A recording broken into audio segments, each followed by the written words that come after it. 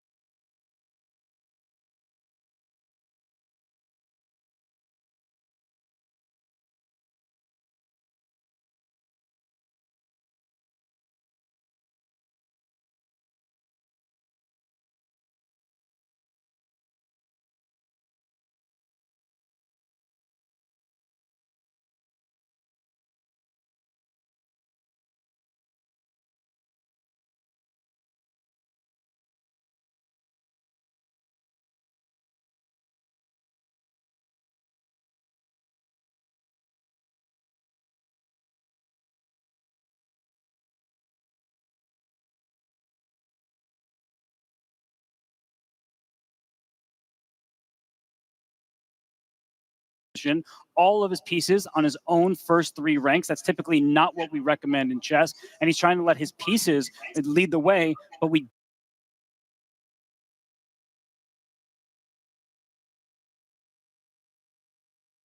Queen C1 inviting C6. Queen c1 invites c6, and it's awkward because you wonder where's the queen going next. So what does Magnus have up his sleeve? The problem when you have less space, Robert, just to highlight, is white has every single piece that they started with besides the pawn you traded, which means they're kind of wrestling each other for squares, right? You see the cramped position of the queen, the rook, the knight, the bishop. They're all in each other's way, and black actually has more space, especially if you do get at some point to play c5 or even c6, and you can start advancing because you have the furthest center pawn on d5.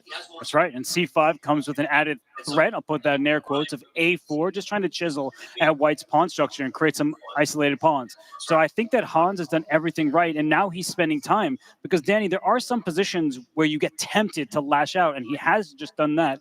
But rook takes c5 is not out of the question. I know you typically don't want to give up a rook for just a bishop and a pawn, but if you can control all the dark squares, that could be to white's benefit. And here goes Magnus. Magnus sacrifices the exchange, and it cannot be underestimated how big this moment is here. One, is Magnus playing that because he felt this game getting away? And if this game gets away, you couldn't have scripted it better for Hans Niemann. Winning with black to start the match, we said the only real chance Hans Niemann has in this match is to take an early lead, put Magnus on his heels emotionally, mentally. So I know we're early, and I know that there's going to be plenty of drama and hype here. We don't need to add to it with the hyperbole, but this is a big game. Hans wins this game up the exchange, and who knows what we're in for.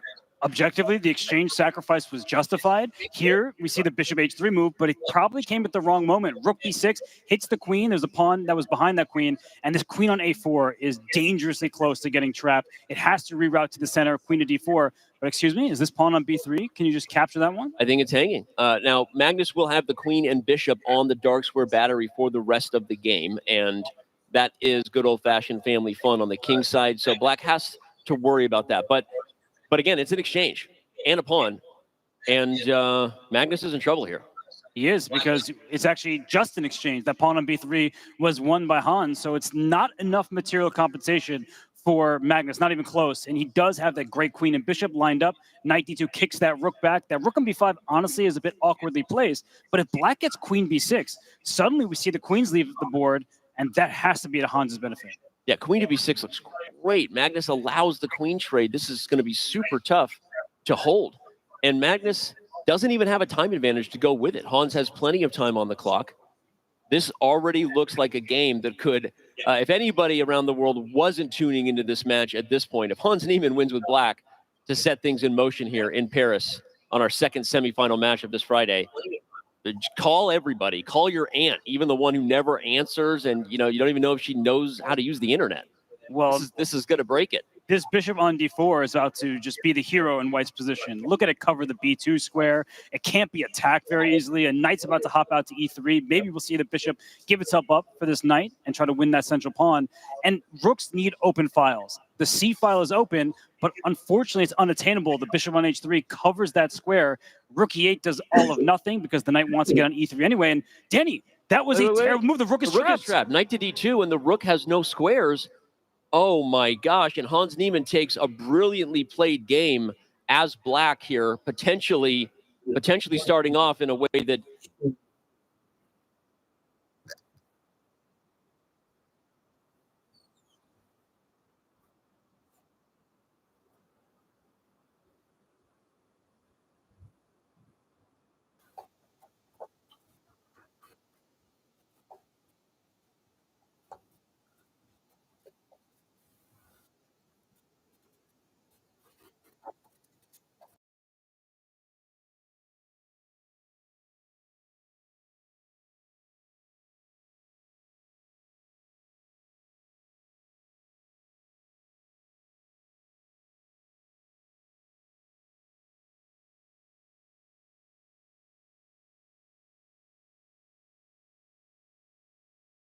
staring at their computers. We saw the bishops stare at one another and then leave the board. So that's all we've seen happen is both bishops, they're gone.